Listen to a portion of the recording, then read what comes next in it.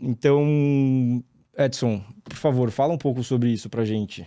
Então, o Jeremy Corbell, ele é um documentarista lá e gosta desse assunto. Ele conseguiu, através da Lei de Liberdade de Informação, liberar alguns desses vídeos.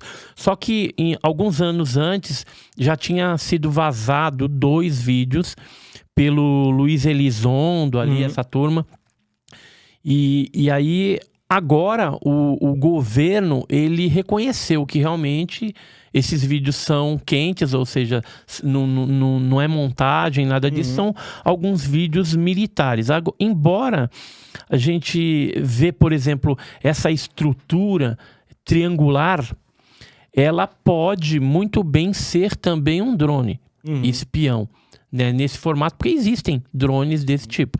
Agora, se essa tecnologia ela veio, né, dos drones, de uma engenharia reversa, de repente um acidente de OVNI, que eles coletaram esse material, a gente não sabe. Mas é uma hipótese que alguns desses drones que a gente tem hoje, fazendo o que faz, seriam uma espécie de sonda ufológica, que a gente já tem os relatos há muitos anos aí na casuística ufológica. E assim, eu acredito que não vai parar, né? Daqui pra Cada frente, vez mais a gente vai ter a liberação de vídeos, algumas explicações, logicamente que de certa forma limitada, porque como é assunto de inteligência, os militares têm normativos e não vão permitir que alguns detalhes, às vezes, sejam divulgados ao público tão facilmente. Então, mas tudo isso que a gente vê acontecendo na imprensa mundial faz parte de uma estratégia norte-americana de lá na frente reconhecer vida extraterrestre em algum lugar. Ou seja, oficialmente. Isso foi nos Estados Unidos, no Oceano Pacífico. Eram 2 caças, um que era aquele Dave Ferguson, alguma coisa assim, que ele estava pilotando esse caça. Eram 2 caças que estavam fazendo patrulhamento no Oceano Pacífico, e de repente eles viram pairando sobre a água esse tic-tac, que era um negócio gigantesco. E eles começaram a fazer a aproximação, esse tic-tac começou a fazer a aproximação subindo junto com eles. Esse vídeo dos 60 minutos explica bem, quem quiser assistir. Inclusive tem, se não me engano, no Netflix, aquele Project UFO, aquele documentário, deve ser em português, deve ser Projeto OVNI. E você sabe por que é tic-tac? Porque lembra aquela balinha. O tic-tac. Aquela balinha, né? Exato, ele tem o formato de um tic-tac. E aí ele começou a subir, começou a acompanhar eles, e de repente ele subiu para, sei lá, eles estavam a 10 mil pés de altura, subiu para 60 mil pés de altura, do nada, assim, em questão de 2 segundos. Instantaneamente. E depois ele apareceu pairando sobre outros navios que estavam a, sei lá, 6 mil milhas de distância. E começaram a aparecer vários no radar desses navios. Então, perguntar se era o mesmo ou se eram outros. E eles acham que é o mesmo. Mas o ponto é o seguinte, é de algum país? Provavelmente não, porque se fosse de algum país, esse país estaria muito avançado tecnologicamente em todos os sentidos. Um detalhe interessante da gente falar aqui também é que alguns relatórios desses militares norte-americanos, alguns deles eu tive oportunidade de ver o material. E em alguns deles eles falam de UAV, que seria realmente um drone.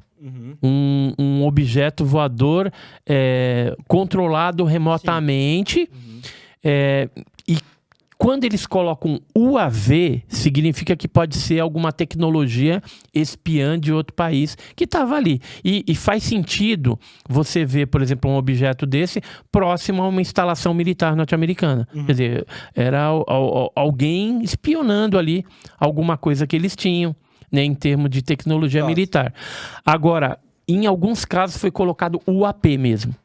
Então aí já poderia ser um OVNI, né? Agora, então tem que saber separar, porque geralmente o pessoal da imprensa não tem esse discernimento e eles acabam jogando tudo no balaio do OVNI. Exato. E nem sempre é isso daí, né? Agora, o que chama atenção também nesses casos aí e nessa liberação é que a NASA também, ela constituiu um grupo chefiado ali por um cientista, e eles criaram um grupo para estudar esses casos de OVNI. Então eles estão pegando casos oficiais, de ufólogos civis, de universidades, enfim, pegando de forma generalizada para compreender melhor esse fenômeno. E eu entendo, assim, por exemplo, a chefe da NASA, algum tempo atrás, ela veio a público falando que a NASA reconheceria a vida extraterrestre em 2025.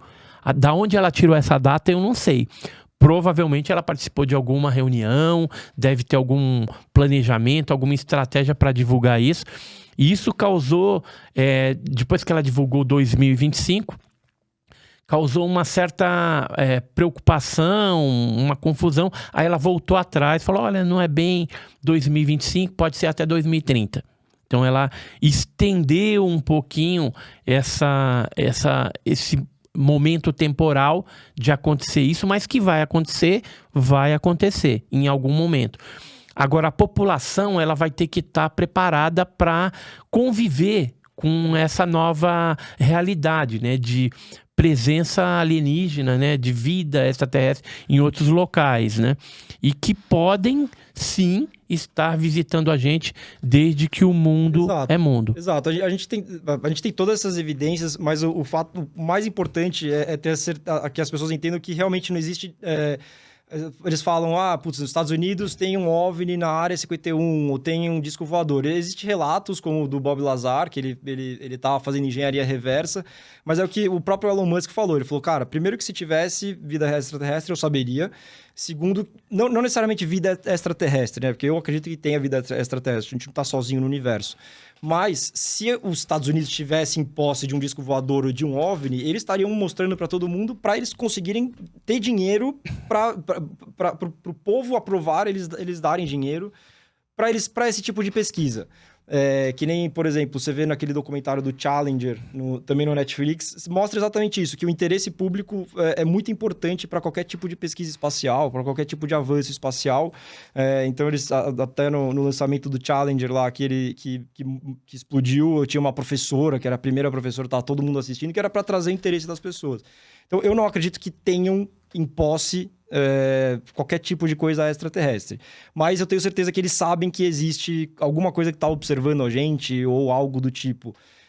Eu gosto de pensar o que pode ser isso. Eu tenho plena convicção que eles têm sim. E que eles não divulgam. Assim, eu discordo um pouco da sua opinião, por conta que existe normativos e existe o acobertamento já há muito tempo por parte dos norte-americanos e por um simples fato que quem tiver em suas mãos essa tecnologia mais avançada, com certeza vai dominar qualquer outro país, qualquer outro inimigo, porque ele vai ter essa tecnologia para fazer alguma coisa através de engenharia reversa, seja voltado para a área militar, seja para a área médica, seja para qualquer outro fim tecnológico nosso aqui. Eu acredito até que a parte de comunicação nossa deve ter avançado bastante em função desses acidentes que ocorreram e provavelmente do estudo dessa tecnologia, desses objetos, talvez algumas placas, algumas coisas diferenciadas aí, e aí por isso que a gente está mais avançado, porque é inadmissível a gente pensar que não tem uma interferência e a gente, de repente, ter uma evolução tão grande em algumas áreas da nossa civilização, como a comunicação. No caso da viagem espacial, a gente não evoluiu muito. Aí talvez explicaria esse pensamento do Elon Musk. Porque como não houve uma evolução, mas isso não está de certa forma, amarrado com o fato de você ter tecnologia alienígena ou não. Porque você pode ter uma tecnologia e, de repente, não ter cientistas, engenheiro, pessoal ali químico, sei lá, físico, que vai entender e transformar aquela tecnologia alienígena em algo espacial. Eu acho que isso não se conseguiu ainda. O Elon Musk, ele está em busca de metamateriais e ultramateriais, isso eu estou sabendo. E o Robert Bigelow, do Bigelow Aerospace, né, que anteriormente recebeu aí alguns bilhões de dólares para mexer com OVNIs, isso a pedido do Pentágono. Isso é oficial que eu estou falando e é liberado, já foi liberado para o público, porque existem documentos liberados pela Lei de Liberdade de Informação, FOIA norte-americano, alguns documentos de 2005, por exemplo, em que ele trabalhou, né, o Bigelow, ele trabalhou alguns elementos ali, alguns metamateriais, inclusive fez para o governo norte-americano um local de armazenamento desse material advindo aí de quedas, acidentes de OVNIs.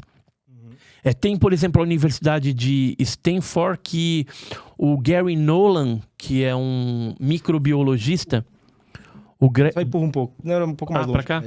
O Gary Nolan, que é um microbiologista, ele já analisou mais de 10 fragmentos desses OVNIs. Então, você veja que eles estão antenados nisso, mas às vezes não conseguem evoluir na parte espacial. Porque o motor de propulsão que a gente tinha na década de 70, né? É a mesma. É a mesma tecnologia que nós temos hoje. Então não se evoluiu muito. Embora sempre que aparece alguém com alguma outra tecnologia de propulsão diferenciada, rapidamente essa pessoa, independente do país que ela seja, ele é recrutado e é levado para os Estados Unidos. Eu conheço, por exemplo, um cara de Santos, no litoral paulista, que na década de 80 ele começou a desenvolver um motor a jato iônico e rapidamente a NASA ficou sabendo, foi lá, pegou o cara e o cara foi-se embora para os Estados Unidos. Nunca mais ouvi falar dele. Então, assim, essas coisas relacionadas à tecnologia extraterrestre, alienígena, é muito cobiçada pelos cientistas, militares e principalmente por governos como os norte-americanos, os russos, chineses e agora até o Japão também está entrando nessa. E o que você, vendo, por exemplo, esses vídeos que a gente está assistindo, o que você imagina, assim, da sua cabeça, ou pelo menos do que você saiba, o que você tem de informação, o que você acha que é? Olha, alguns podem ser até OVNIs autênticos e outros podem ser tecnologia de espionagem de outros países. Agora, alguns vídeos ali, sem sombra de dúvida, é OVNI mesmo. É relacionado a esse estudo que a gente já tem aí desde a década de 40 para cá. Quando eu te pergunto o que você acha que é, assim, considerando o que você acha que sejam OVNIs, o que você acha que eles estão fazendo? Qual que é o interesse? Por que não entrar em contato? Sei lá, estão só observando, nós somos um experimento deles, o que você... Olha, a gente tem que levar em consideração, primeiramente, para responder essa pergunta, algumas variantes.